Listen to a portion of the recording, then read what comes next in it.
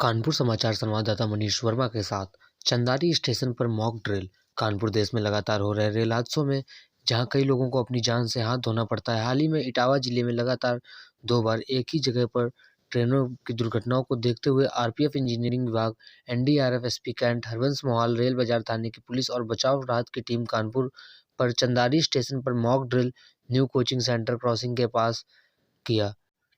Commandant NDRF Anil पाल ने बताया कि एनडीआरएफ का हेडक्वार्टर बनारस में है और कंपनी समय समय पर यह अभ्यास करती रहती है और लोगों को होने वाली आपातकाल दुर्घटनाओं में लोगों को जान कैसे बचाई जाए और दुर्घटना स्थल पर बचाव कार्य कर लोगों को राहत कैसे पहुंचाई जाए।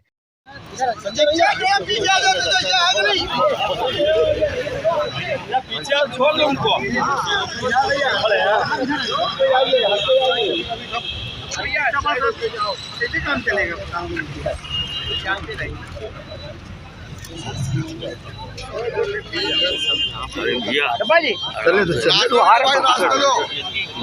आ रहे